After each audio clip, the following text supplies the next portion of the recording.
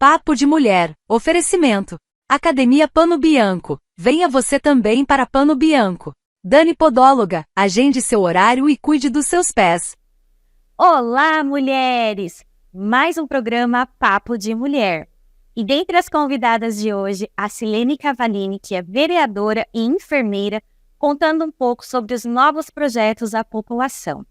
E também a fonoaudióloga Carla Botelho, explicando sobre como podemos incentivar as nossas crianças na fala, pronúncia e também deglutição. Os quadros de dicas das nossas profissionais.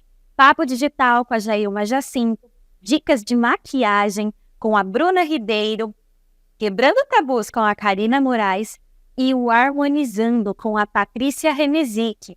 Tenham todos um ótimo programa!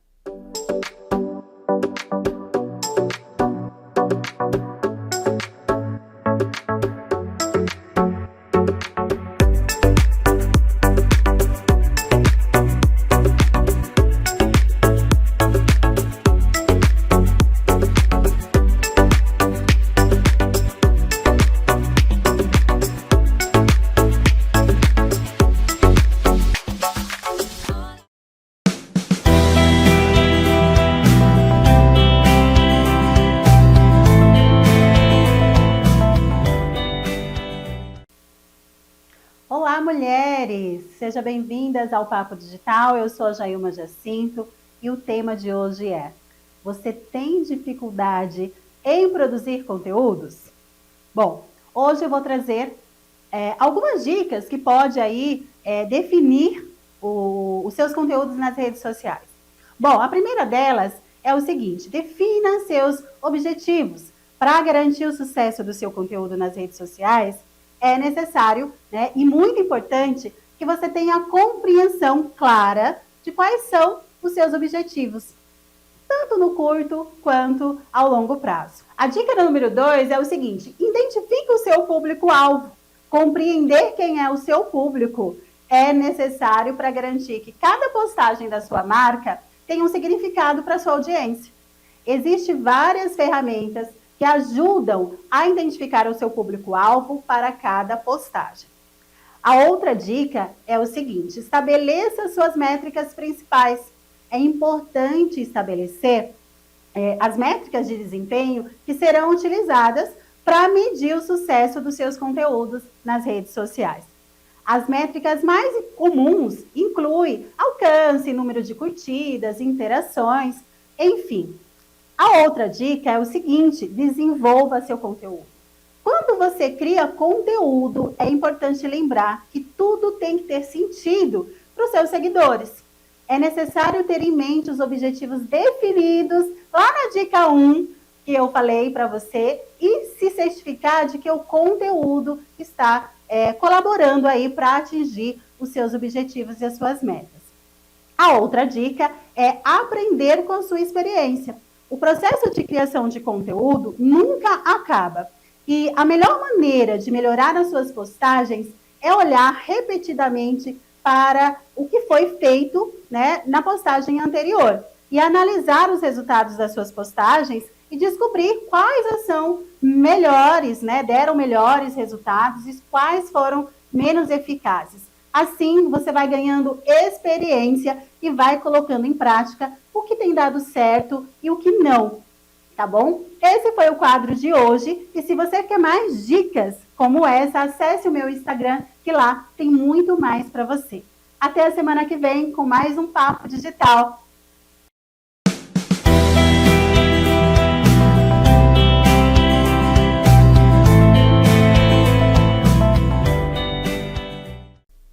Presente aqui a vereadora e também enfermeira Silene Cavallini. Muito obrigada pela sua presença. Eu que agradeço, Aline. É um prazer poder estar aqui falando um pouquinho na TV Indaiatuba. Estou aqui para bater um papo aí, um papo de mulher. Com certeza. Por que uma enfermeira entrou para a política? Vamos lá. Na verdade, eu sou enfermeira de formação. Tenho hoje 28 anos de profissão, trabalho no hospital, dou aula na FIEC, como professora também no curso técnico.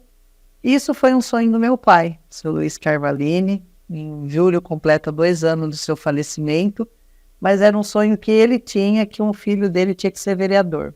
E logo ele me escolheu, porque precisava ter mulher para compor as chapas, e ele falou, não, você vai para ajudar e você vai ganhar. Aí eu saí candidata 1, 2, na terceira vez eu falei para ele, se é para ganhar, então vamos lutar para isso. Aí fui eleita. E hoje eu vejo o quanto de diferença eu posso fazer na vida de muitas pessoas, porque eu tenho uma bagagem de saúde, uma bagagem de educação, e nós sabemos que isso faz um diferencial na política. Então, me engajei, hoje eu comprei a ideia dele, hoje eu luto aí para continuar e poder continuar meu trabalho. E quais são as suas principais metas e prioridades para o seu mandato como vereadora? Eu tenho trabalhado muito na área de mulher, na área de saúde, educação. Hoje eu faço parte de 2 comissões da região metropolitana de Campinas, uma comissão de mulher e uma comissão de saúde. E eu tenho envolvimento aí com acessibilidade, projetos voltados quase para todas as áreas. E aí no decorrer da palestra eu vou estar te falando aí vários projetos que a gente tem. Trouxe até uma listinha aqui para não perder. Arrasou! Nada melhor do que uma mulher nos representando aí, né? E quais são as medidas que você propõe para promover a participação cidadã na tomada das decisões municipais? A gente sabe que é muito importante a população estar presente, a população participar e ela contribuir aí com o nosso mandato. Então a gente tem vários canais no meu gabinete, né? A porta é aberta, eu tenho WhatsApp, eu tenho Facebook, Instagram, e a gente tem, uma vez por semana, a gente passa aí alguns bairros coletando informações, pedindo realmente a participação da população.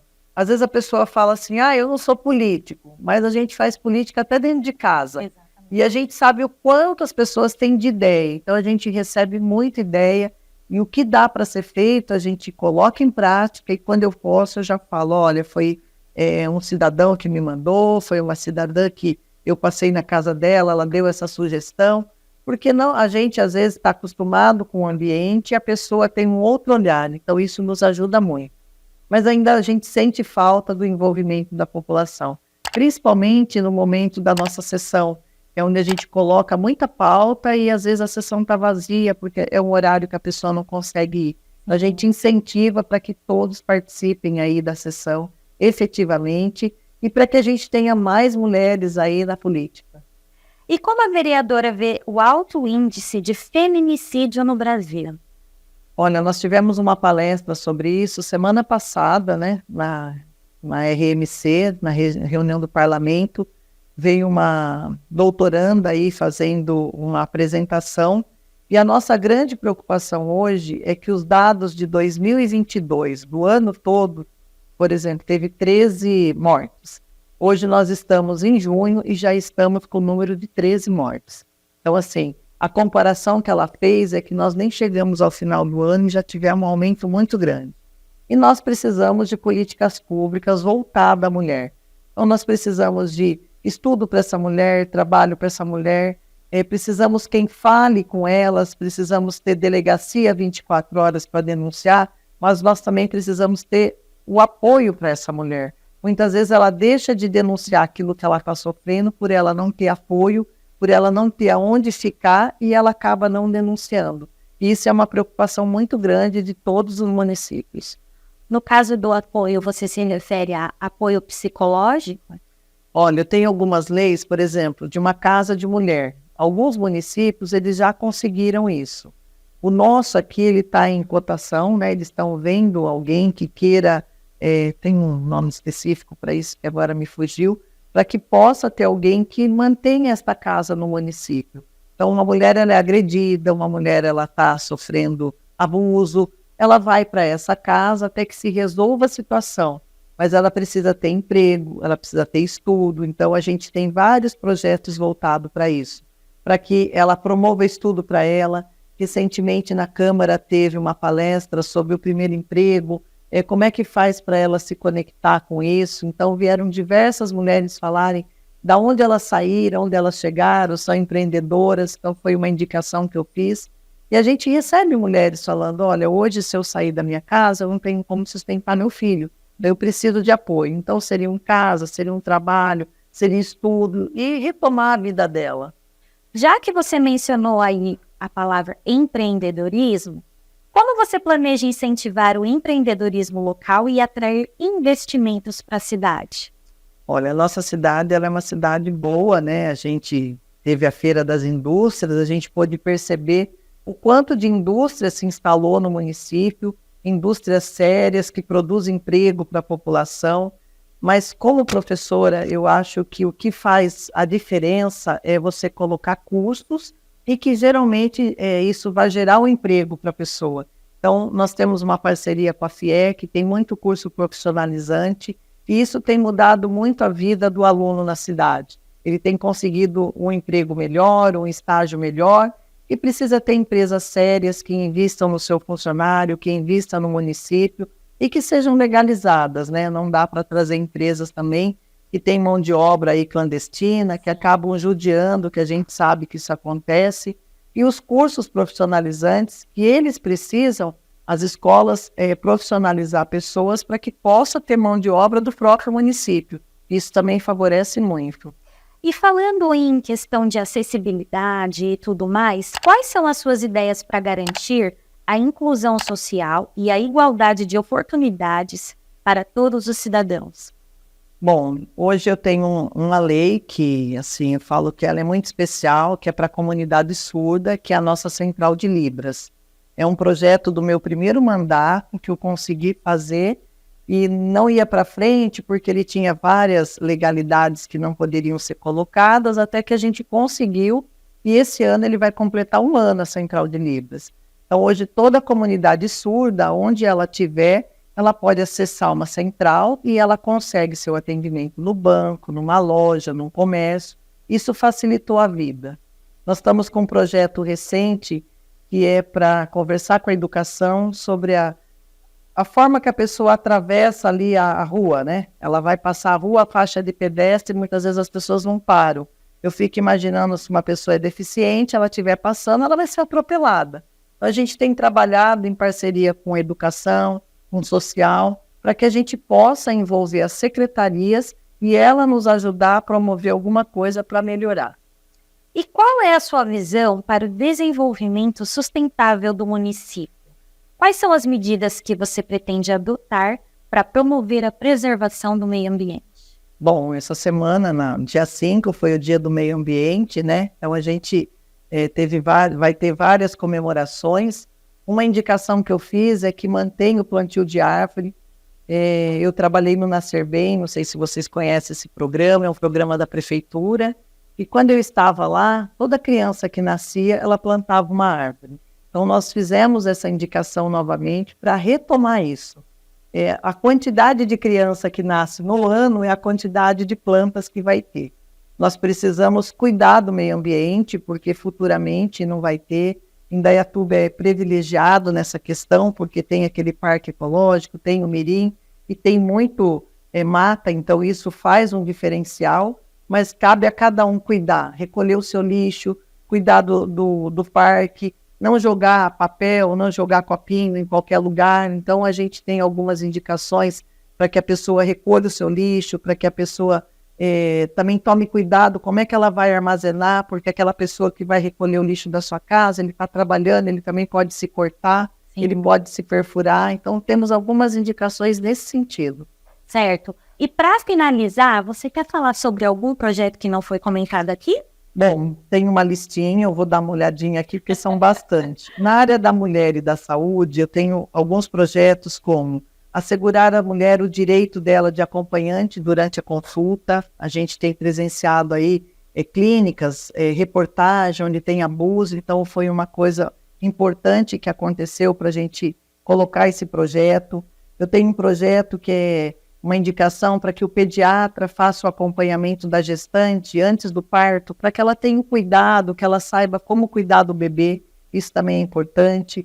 Assistências psicológicas às mulheres que fizeram mastectomia, aquelas pessoas que tiveram câncer de mama, precisaram retirar, para que elas tenham um acompanhamento. A violação do direito da mulher, tem um programa de estudo para a mulher, a solicitação de uma casa de mulher. Nós temos alguns projetos de prevenção, Outubro Rosa, Novembro Azul, Setembro Amarelo, e a gente procura trabalhar em cima de projetos que vão ser desenvolvidos. Não adianta a gente criar algumas coisas que depois ela só tem nome e a gente não consegue implantar. Então, eu procuro fazer a prevenção, porque a gente sabe que se a gente prevenir a doença ou prevenir alguma situação, é melhor do que depois que ela está instalada. Tá certo. Então, passa para nós as suas redes sociais e seu horário de disponibilidade de atendimento ao público. Bom, pessoal, a gente tem toda a minha rede social, é Silene Carvalini. Se vocês podem entrar Instagram, Facebook, a gente tem um canal de comunicação. E eu estou na Câmara todos os dias, vocês podem procurar os meus assessores. Se precisar agendar algum horário, é só ligar no telefone da Câmara. Mas, geralmente, as pessoas nos procuram pela rede social. Silene Carvalini ou enfermeira Silene Carvalini, vocês me encontram. Muito obrigada mais uma vez. Eu que agradeço a TV Indaiatuba por essa oportunidade. Estou à disposição aí de vocês. Obrigada, Lene. E agora vamos para um quadro das nossas profissionais.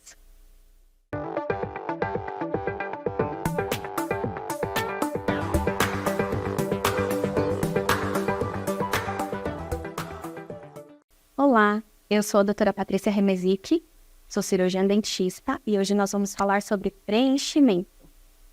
O que é o preenchimento? O preenchimento é uma injeção que a gente faz com ácido hialurônico, que é um gelzinho transparente que a gente aplica abaixo da pele. E qual é o objetivo? O objetivo é desvolumizar. Então, toda a região que eu quero aumentar, eu aplico esse ácido hialurônico. Quanto tempo dura esse procedimento? O ácido hialurônico ele vai ser degradado pelo nosso organismo. Então, nosso corpo vai quebrar essa molécula e vai expelindo naturalmente, um pouquinho por dia.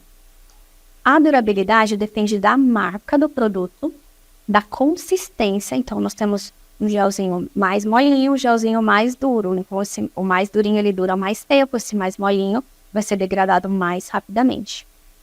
E depende também do seu metabolismo. Se o seu metabolismo for mais acelerado, ele degrada mais rápido. Se o seu metabolismo estiver mais baixo, vai degradar mais devagar. Então, tem vários fatores que interferem na duração desse procedimento. Onde eu posso aplicar o ácido hialurônico? Em algumas regiões são muito mais comuns e mais procuradas. Dentre elas, nós temos os lábios. Então, quando a gente quer aumentar o lábio, a gente faz o preenchimento com ácido hialurônico. No queixo, que nós conhecemos também como mento, então é o preenchimento de mento. A gente aumenta o tamanho do seu queixo com ácido hialurônico. Nós podemos fazer também nessa região de malar, que é a bochechinha. Então vai dar aquela carinha de saúde.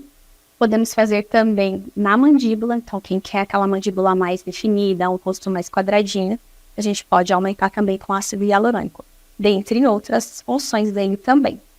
E se ficou alguma dúvida, mande a sua mensagem. E esse foi o quadro Harmonizando aqui no programa Papo de Mulher. Semana que vem tem mais.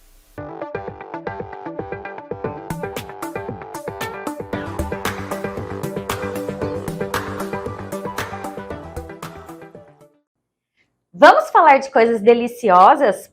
Camilo Doceria, um bolo gostoso, fofinho, camada generosa de recheio e com cardápio exclusivo. Faça seu pedido nesse WhatsApp e siga no Instagram. E o assunto é fonoaudiologia. Estou aqui com a Carla Botelho. Muito obrigada pela sua presença. Eu que agradeço o convite. Muito feliz de estar aqui, poder contribuir um pouquinho. Então me conta, quem é o fonoaudiólogo e em quais áreas atua? Bom, eu acho essa uma pergunta muito importante, Aline, porque as pessoas não conhecem ainda a fonoaudiologia, é uma profissão bem nova, né? Comparando com a medicina, né? A gente é um bebezinho. Então, o fonoaudiólogo, ele é o profissional, ele é da área da saúde e a faculdade que ele faz é a fonoaudiologia. Muita gente me pergunta, acha que a gente faz uma faculdade na medicina e depois faz uma especialização em fonoaudiologia. E não é isso. Então, a gente faz a faculdade em fonoaudiologia e depois a gente pode, sim, fazer uma especialização. Hoje, a fonoaudiologia, ela tem 14 áreas, né? 14 especialidades. Isso mesmo. Então, quando a gente se forma, a gente pode atuar em todas elas e depois, se você quiser, você se especializa para saber mais a fundo sobre aquele assunto, já que é uma área tão vasta, né? Então, a gente trabalha com todos os diversos aspectos relacionados à comunicação e a gente trabalha tanto com prevenção, na avaliação, diagnóstico, terapia, né? Em várias áreas. Então, área auditiva, voz, fluência, linguagem oral e linguagem escrita, motricidade orofacial, então articulação da fala, deglutição, sucção, respiração, muita coisa, né? Então, porque a gente trabalha desde o bebê até o idoso, né? Então, o fonoaudiólogo, ele começa trabalhando na maternidade, né? Então, hoje na maternidade, a gente faz o teste da linguinha, né? Que é muito importante, é um teste hoje já, por lei, a criança, o bebê tem que fazer, né? Então, a gente já vê ali se aquele bebê ele vai ter algum problema na amamentação. A amamentação, ela não é uma coisa, não é instintiva, né? É um aprendizado tanto para o bebê quanto para a mãe, então é muito importante. E também onde é feito o primeiro teste auditivo do bebê, que é o teste da orelhinha, né? Então, aí a gente perpassa, atende crianças até o adulto. E eu aqui leiga achando que a fonoaudióloga só cuidava da parte da criança que não fala. É geralmente assim que a gente é procurado, né? Ou então é o Cebolinha, né? Todo mundo, exatamente, é muita coisa. Né? E quando a gente fala voz é uma coisa, fluência é outra coisa, a fala é outra coisa. Então, realmente, é um mundo, é muita coisa. E em que área específica, assim, que você trabalha? Eu tenho como eu falei, tem várias especialidades. Eu tenho especialização em audiologia clínica. Trabalhei diversos anos nessa área, então fazendo exames auditivos em criança, adulto, e trabalhando também com parte de reabilitação, também na parte auditiva, mas hoje eu estou trabalhando com crianças, né? Então, crianças que elas têm algum atraso, tanto na aquisição quanto no desenvolvimento da fala e da linguagem.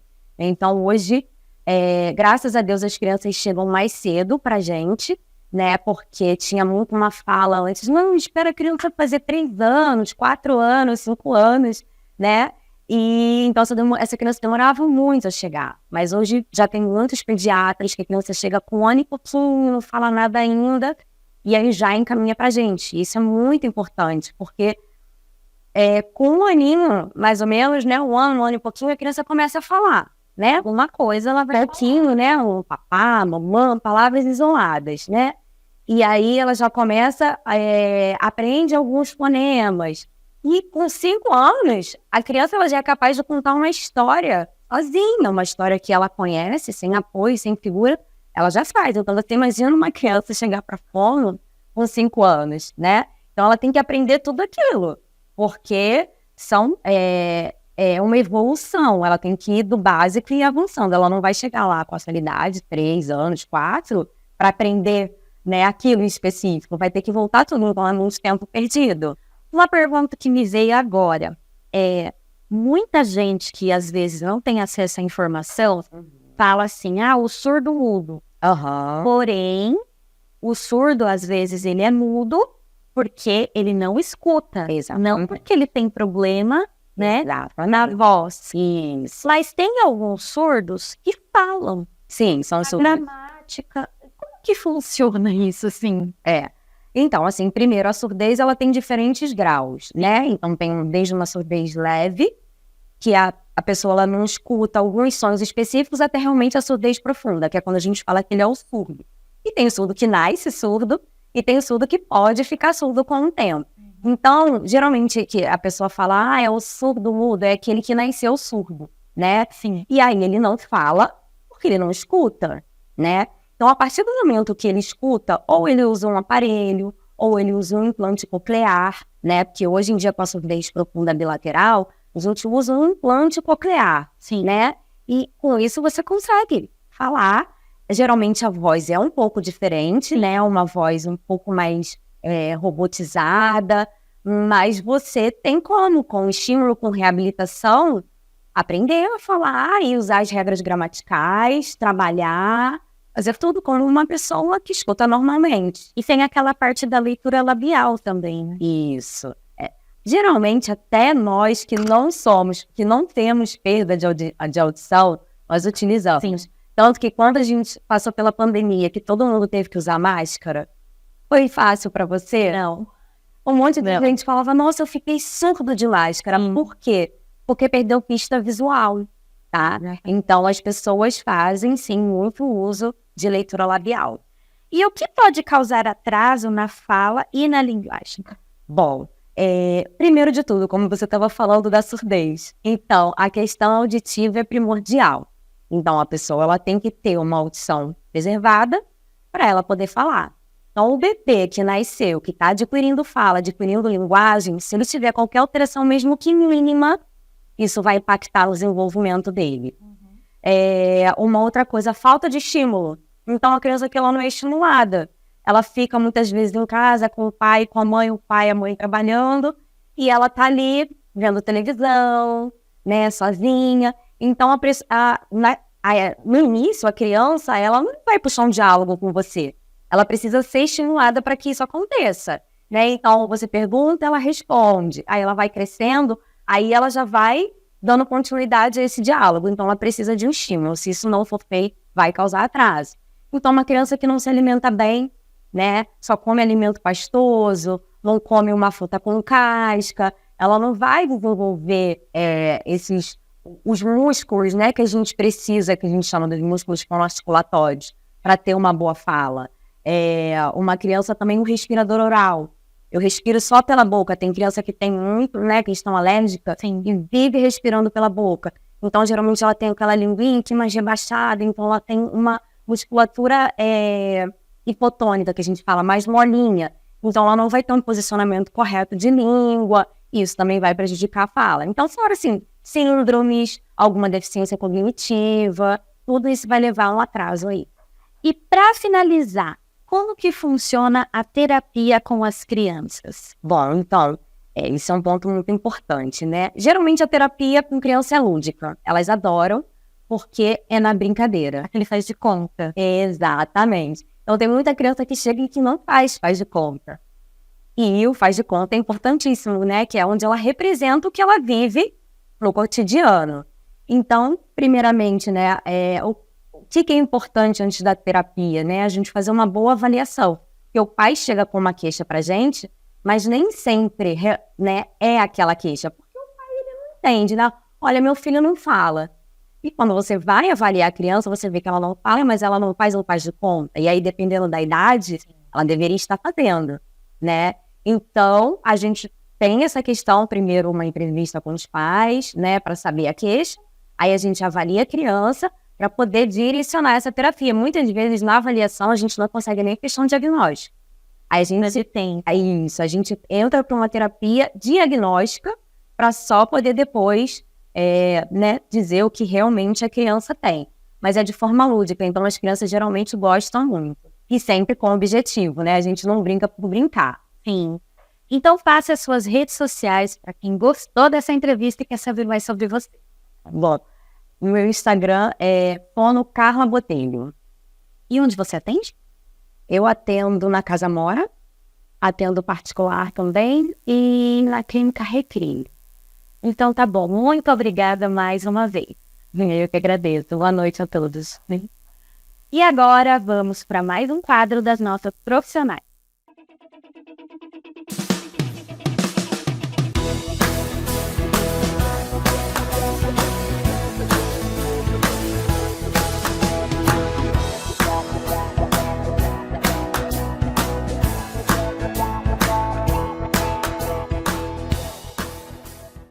Olá, mulheres! Eu sou Bruna Ribeiro, maquiadora profissional, e eu vim aqui deixar a dica de hoje para vocês. A dica de hoje é os 4 top pincéis para o rosto. Vou falar com vocês a importância desses 4 pincéisinhos. O primeiro pincel top aqui para vocês é esse formatinho para fazer a aplicação do blush de vocês. Inclusive eu uso tanto que olha só a pontinha dele, já tá toda rosinha. Então aqui seria o top 1 para o pincel fazer a aplicação de blush, que é um pincel mais escovinha, mais vassourinha. Inclusive, já tem dica para vocês aqui no programa sobre como fazer a aplicação do blush, onde eu mostro a diferença dos pincéis, viu?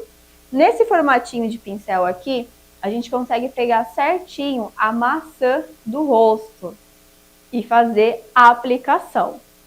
Vamos para o segundo pincel.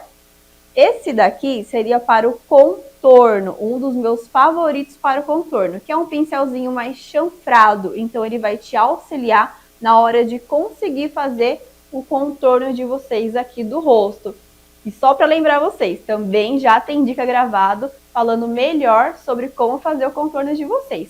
Então, esse pincelzinho aqui, ele auxilia muito melhor na hora de fazer a aplicação. Ele é mais chanfradinho, então ele já consegue esfumar para vocês e tirar todo o excesso desse contorno. Eu aconselho vocês bastante a terem um pincelzinho como esse. E o terceiro pincel aqui seria de fazer a aplicação do iluminador. Hoje eu venho gostando bastante de fazer aquelas peles mais glow, aquelas peles muito mais iluminadas. Então, com esse pincel maior, a gente consegue deixar esse efeito do iluminador muito maior no rosto, realmente trazendo essa proposta de pele mais glow. Então aqui, só para lembrar vocês, é aqui a região de fazer a aplicação do iluminador, aonde vai ficar muito mais iluminado toda essa região e trazer uma pele muito mais bonita e iluminada. Então, um pincelzinho para fazer a aplicação do iluminador, eu também gosto de um maior, super fofinho, olha só. São cerdas naturais, então dessa forma é uma aplicação que ele fica bem diluída no rosto, gente. Esse é o meu favorito e aconselho vocês a terem também.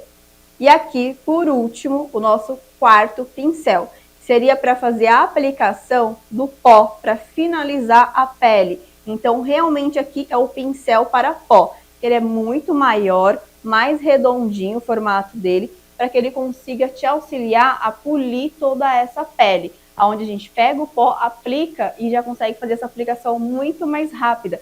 Então aqui seria exatamente para fazer a aplicação do pó compacto, para polir a pele, para tirar o excesso dos pós. Então esse pincelzinho aqui é o ideal para fazer esse polimento da sua pele. E eu aconselho vocês também a terem um pincelzinho nesse formato que vai ajudar muito você. Bom, aqui eu já finalizei para vocês os meus 4 top pincéis para o rosto. Espero que vocês tenham gostado da dica de hoje. O meu Instagram está aqui embaixo, caso você tenha alguma dúvida. E aguardo vocês semana que vem.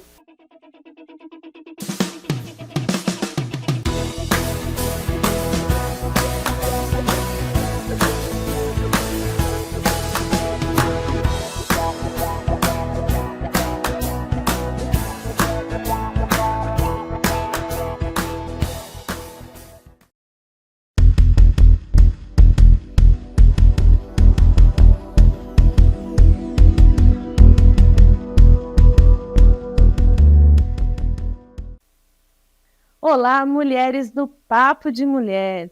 Eu sou a Karina Moraes, psicanalista, sexóloga, grafóloga e estarei hoje aqui falando com você sobre autoestima. Então vamos lá. O que é autoestima? Quando a gente fala sobre autoestima, o que vem à nossa memória?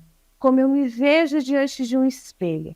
Como eu me olho, o que eu olho para mim e digo, olha, gostei dessa imagem, não gostei dessa imagem, mas eu quero dizer algo para você. A autoestima é muito mais além do que uma imagem no espelho. A autoestima é como eu me vejo internamente. O que existe dentro de mim sobre o reflexo de qual ser humano eu sou? Será que eu aceito quem eu sou? Será que eu me cobro em excesso? Olha só, se eu fizer uma pergunta para você, a seguinte: quais são as suas qualidades? Será que você vai nomear mais defeitos ou qualidades? O que você vai falar ao teu respeito? Será que dentro de você se olha com um complexo de inferioridade tão grande? Ou talvez você olhe e fale assim, não, isso para mim jamais. Mas eu quero dizer algo para você, isso está dentro de uma autoestima. E você sabia que isso é construído com bases na nossa infância, aquilo que nós recebemos sobre elogios, condutas, parabenizações, tudo aquilo que os nossos pais disseram a nosso respeito. E talvez você se cobra demais aí olhando no espelho e falando para você que você não é nada disso, daquilo que você gostaria de ser. Mas eu quero dar uma dica para você. Cuide do que realmente existe aqui dentro. Olhe para você de uma forma que você nunca olhou antes. Uma dica para você nessa noite. Faça um teste assim que você terminar de assistir esse programa. Olhe no espelho, mas dentro dos teus olhos, e diga para você mesmo o que você vê. Você vai notar que você vai enxergar além daquilo que os nossos olhos dentro de um espelho está querendo dizer. Você vai olhar com o olhar dentro da tua alma, daquilo que realmente significa para você. Se ficou alguma dúvida, o meu Instagram está aqui embaixo. Pode entrar em contato que eu estarei sanando as suas dúvidas. Aguardo você no próximo programa.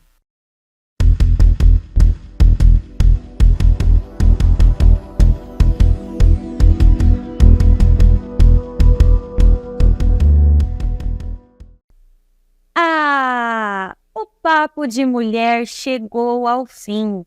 Mas antes, siga a TV Indaiatuba nas redes sociais, se inscreva no canal do YouTube para assistir todos os programas Papo de Mulher e baixe também o aplicativo. Assim você fica por dentro de todas as programações.